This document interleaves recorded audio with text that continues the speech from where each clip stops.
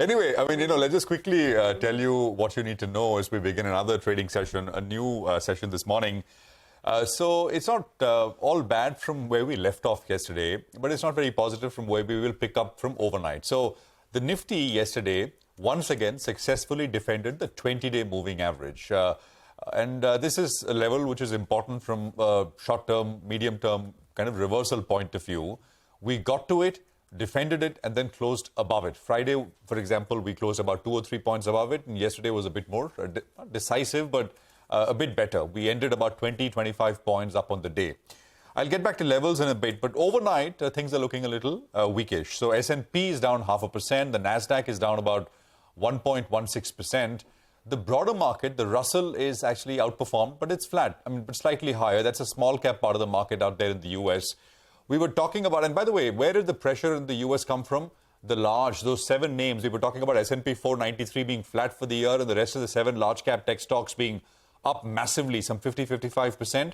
That's where the pressure is starting to appear over the last couple of days. So, keep an eye out on that. But it's an extremely peculiar kind of market in the US because the rally's been driven by these 7 names. And now, I mean, a little bit of the pullback is also being driven by these 7 names. So how do you read it? That's the big kind of talking point. Now, with the Nifty yesterday defending the 20-day moving average successfully, the question is, do we start, right away, a Upmove? Or will we kind of consolidate a little bit more? And I think the way the market moves from here will tell you a lot about what it wants to do. Even when we were at the all-time highs, it was a very feeble, weakish kind of move higher, very indecisive. There was no flourish, no momentum. I think momentum is the most important thing, which was missing even as we got to within that 1 point of the all-time high. So I think watch for price signals in terms of how the market behaves whether with momentum or without momentum, and I think that will give you the answer. But I think you can correlate that with levels as well. So the 61.8% okay, let me just get to the lows first. The low yesterday was 18,646. First, there is the 20-day moving average, and then the low yesterday, which is 18,646, has to be defended. I think that becomes a bit of a short-term support level, which the market must not break below.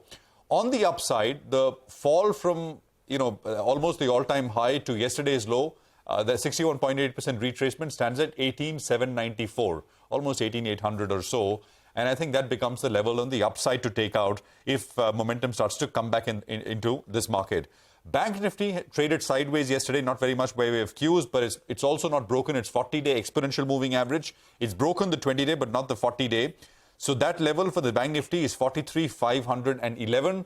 And if that goes roughly, it's not exactly 43,000, but for all practical purposes, it is. Those are the 2 support levels on the downside. We closed at 43,600 plus in trade yesterday. On the way up, the recent high of 44,042 becomes important to take out, which of course we've been putting out for a while. Strong momentum in broader markets yesterday, and I think that has to be said because last week, mid caps and small caps looked a little shaky, a little wobbly. They were down about 1.5% for the week. And yesterday they were up 0.9 and 0.6%. A lot of action in the broader markets, which I think, when Nifty is down or sideways and broader markets doing what they are, it doesn't feel like the market is not doing anything or it is quiet. It's still, you would be qualified to be called a vibrant kind of market. And that's the kind of session that we had yesterday. 18,735, once again, a more or less flattish kind of start is what the SGX is indicating that we will open with.